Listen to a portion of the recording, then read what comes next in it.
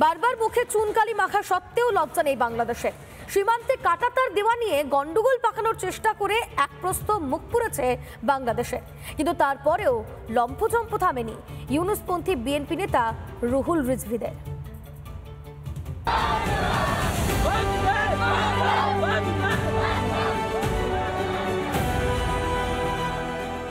শুনলেন তো ইউনূস সাহেব, সীমান্তে বিজেপির চক্রান্ত বানচাল করতে ভারতীয় নাগরিকরাই যথেষ্ট।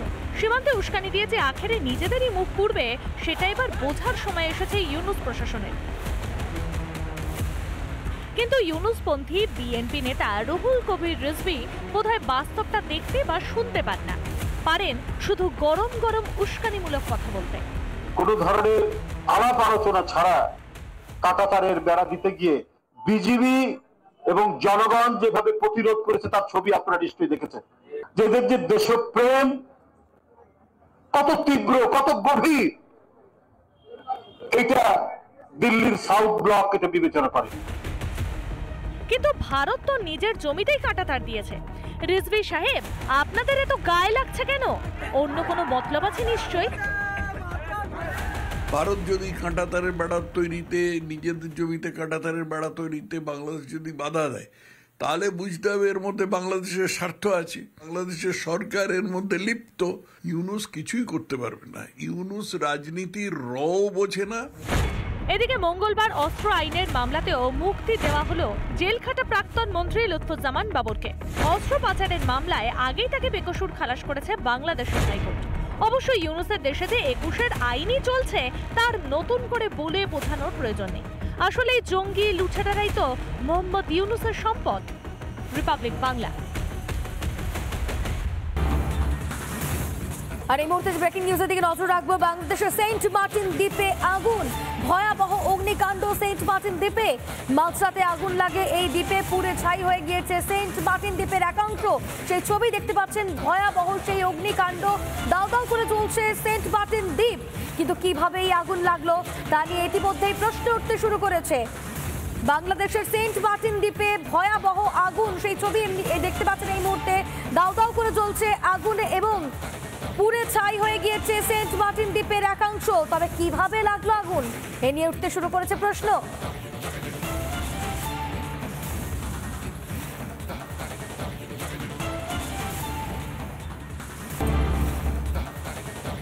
নদিয়ার ভারত বাংলাদেশ সীমান্তে নেই কাঁটাতারের বেড়া, এই সুযোগকে কাজে লাগিয়ে চলছে অনুপ্রবেশ।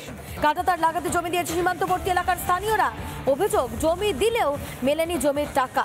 কেন্দ্রের তরফে টাকা পাঠানো হলেও টাকা পাননি জমিদাতারা। কাঠগড়ায় নদিয়া জেলা পরিষদের সভাপতি, তার অবহেলার কারণেই টাকা মেলেনি জমিদাতাদের। অভিযোগ সীমান্তবর্তী এলাকার জমিদাতাদের। আমরা দেখতে পাচ্ছি যে বর্ডারে যে সমস্ত জায়গায় ফেন্সিংগুলো নেই, সেই সমস্ত জায়গায় লোকাল যারা অধিবাসী আছে তারা নিজেদের জায়গা ছেড়ে দিয়ে বিএসএফকে ফেন্সিং দেওয়ার জন্য তারা নিজেদের জায়গা ছেড়ে দিচ্ছে। কিন্তু দেখা যাচ্ছে কেন্দ্রীয় সরকার এই ফেন্সিং জন্য যে টাকাগুলো পাঠিয়েছে সেগুলো বিভিন্ন জেলা পরিষদ টাকাগুলো আটকিয়ে রেখে দিয়েছে। তার কারণ হচ্ছে ফেন্সিং যদি দেওয়া হয়ে যায় তাহলে অবৈধ অনুপ্রবেশকারীরা আর ভারতবর্ষের ভূখণ্ডে আসতে পারবে না, বিভিন্ন রকম ক্রাইমগুলো করতে পারবে না। কিন্তু এরা ফেন্সিং দিচ্ছে না এই কারণেই যে এদের যে সমস্ত চোরাচালান কারবারি ব্যবসাগুলো এরা করে খাচ্ছে, আর যে অনুপ্রবেশকারী নিয়ে এখানকার ডেমোগ্রাফি চেঞ্জ করে দিচ্ছে সেগুলো এরা পরিকল্পনা মাফিক করছে, এবং এটা যাতে বন্ধ না হয় তার জন্য এরা বিএসএফকে ঘুর পথে এরা ফেন্সিং দিতে বাধা দিচ্ছে। প্রথমত এটা বর্ডার এলাকা, আপনারা নিশ্চয়ই জানেন টোটাল সেন্ট্রাল গভর্নমেন্ট দেখে, এবং সেন্ট্রাল গভর্নমেন্ট বিজেপি শাসিত সরকার আমাদের চলছে, এটা তাদের নৈতিক দায়িত্ব। এখানে জেলা পরিষদের কোনো বিষয় নেই, যদি জেলা পরিষদের আন্ডারে থাকে আমরা নিশ্চয়ই বিষয়টা দেখব। টাকাটা জেলা পরিষদকে পৌঁছে দিয়েছে বলছে, দিয়েছে বা কেন্দ্র সরকার, কিন্তু সেখান থেকে টাকাটা ডিসচার্জ হয়নি। না, সেরকম কোনো খবর আমাদের কাছে নেই। নদিয়ার ভারত বাংলাদেশের বেশ কিছু অংশে এখনও তার কাটা দেওয়া নেই বা ফেন্সিংয়ের কাজ করা নেই, আর যার ফলেই রাতের অন্ধকারে বিএসএফের নজরদারি এড়িয়ে অনায়াসে দুষ্কৃতীরা এ রাজ্যে ঢুকে বিভিন্ন রকম নাশকতা কাজের সঙ্গে যুক্ত হচ্ছে। একাধিকবার বিএসএফের তরফ থেকে রাজ্য সরকারের কাছে বেড়াজালের জন্য জমি চেলেও সে জমি কিন্তু ঠিকঠাক দিতে পারেনি রাজ্য সরকার।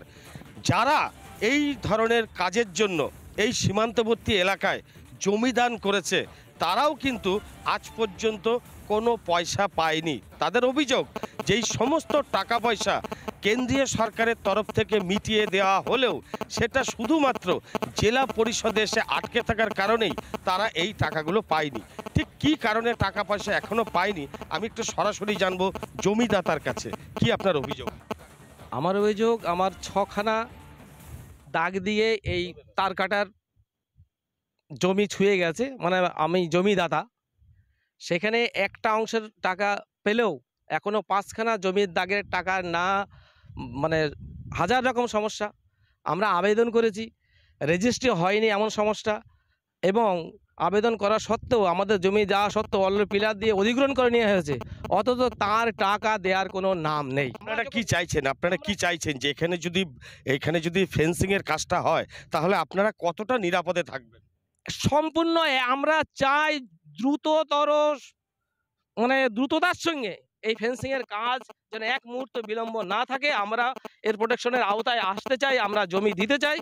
অর্থাৎ কিনা স্থানীয় বাসিন্দাদের যেটা অভিযোগ যে তারা ফেন্সিংটা হোক এটা চায়, তার কারণ যাতে কোনো রকমই অনুপ্রবেশকারীরা এ রাজ্যে বা এ দেশে ঢুকে কোনো রকম নাশকতা করতে না পারে, বা সীমান্তবর্তী এলাকাতে যাতে কোনো রকম অস্থির পরিবেশ তৈরি করতে না পারে।